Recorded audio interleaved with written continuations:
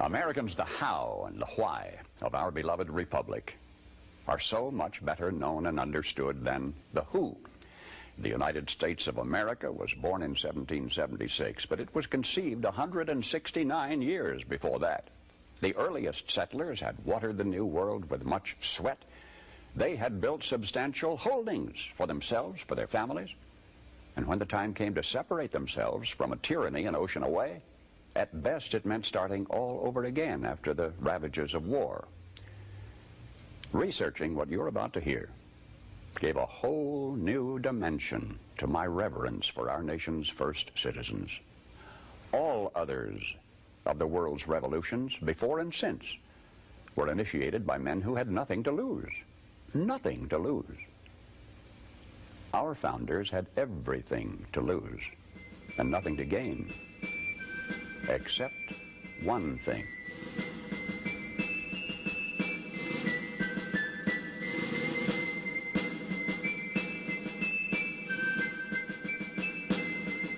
Hello, Americans. I'm Paul Harvey.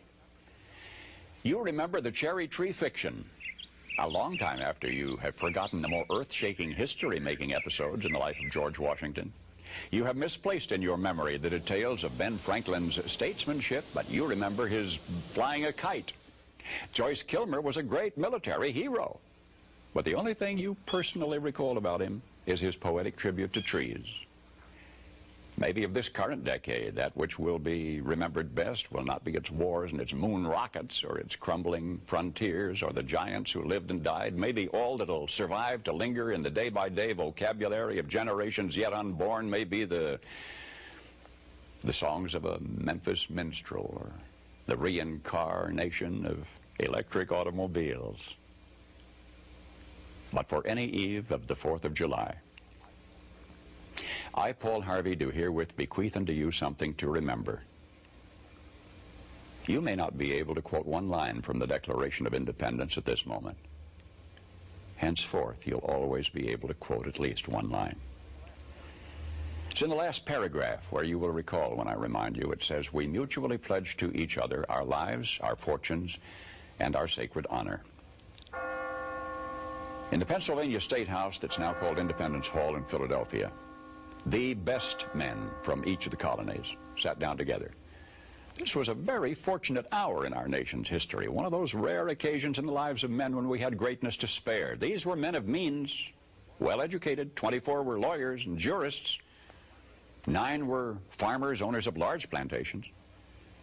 On June 11, a committee sat down to draw up a Declaration of Independence. We were going to tell the British fatherland no more rule by redcoats. Below the dam of ruthless foreign rule, the stream of freedom was running shallow and muddy, and we were going to light a fuse to dynamite that dam. This pact, as Burke later put it, was a partnership between the living and the dead and the yet unborn. There was no bigotry, there was no demagoguery in this group. All had shared hardships. Jefferson finished a draft of the document in 17 days. Congress adopted it in July, and so much is familiar history. But now, King George III had denounced all rebels in America as traitors. Punishment for treason was hanging. The names now so familiar to you from the several signatures on that Declaration of Independence, the names were kept secret for 6 months, for each knew the full meaning of that magnificent last paragraph in which his signature pledged his life, his fortune, and his sacred honor. 56 men placed their names beneath that pledge. 56 men knew when they signed that they were risking everything.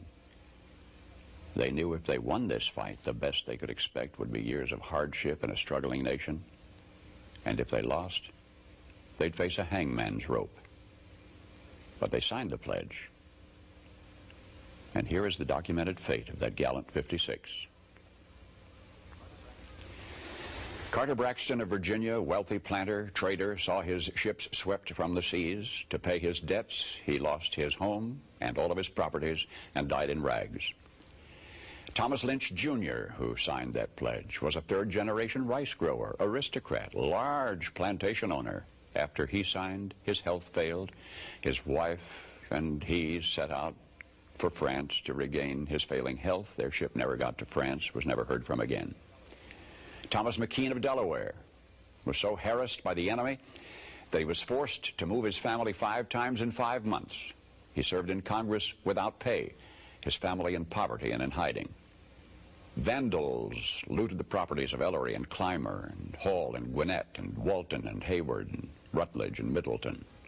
Thomas Nelson, Jr. of Virginia raised $2 million on his own signature to provision our allies, the French fleet.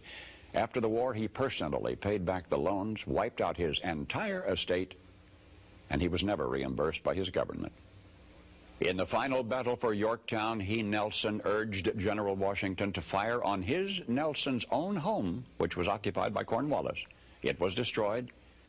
Thomas Nelson, Jr. had pledged his life, his fortune, and his sacred honor. The Hessians seized the home of Francis Hopkinson of New Jersey. Francis Lewis had his home and everything destroyed, his wife imprisoned. She died within a few months. Richard Stockton, who signed that declaration, was captured, mistreated, his health broken to the extent that he died at 51. His estate was pillaged. Thomas Hayward, Jr. was captured when Charleston fell. John Hart was driven from his wife's bedside while she was dying. Their 13 children fled in all directions for their lives. His fields and grist mill were laid waste. For more than a year, he lived in forests and caves and returned home after the war to find his wife dead, his children gone, his properties gone, and he died a few weeks later of exhaustion and a broken heart. Lewis Morris saw his land destroyed, his family scattered. Philip Livingston died within a few months from the hardships of the war. John Hancock, history remembers best due to a quirk of fate rather than anything he stood for. That great sweeping signature attesting to his vanity towers over the others. One of the wealthiest men in New England. And yet he stood outside Boston one terrible night of the war. And he said, "Burn Boston, though it makes John Hancock a beggar, if the public good requires it." So he, too, lived up to the pledge. Of the 56, few were long to survive. 5 were captured by the British and tortured before they died. 12 had their homes from Rhode Island to Charleston sacked, looted, occupied by the enemy, or burned. 2 lost their sons in the Army. 1 had 2 sons captured. 9 of the 56 died in the war from its hardships or from its more merciful bullets. I don't know what impression you had of the men who met that summer in Philadelphia. But I think it's important that we remember this about them. They were not poor men. They were not wild-eyed pirates. These were men of means. They were rich men, most of them, and had enjoyed much ease and luxury in their personal living. Not hungry men, certainly not terrorists, not irresponsible malcontents, not fanatical incendiaries. These men were prosperous men, wealthy landowners. They were substantially secure in their prosperity. They had everything to lose. But they considered liberty, and this is as much as I shall say of it. They had learned that liberty is so much more important than security, that they pledged their lives, their fortunes, and their sacred honor. And they fulfilled their pledge. They paid the price, and freedom was born.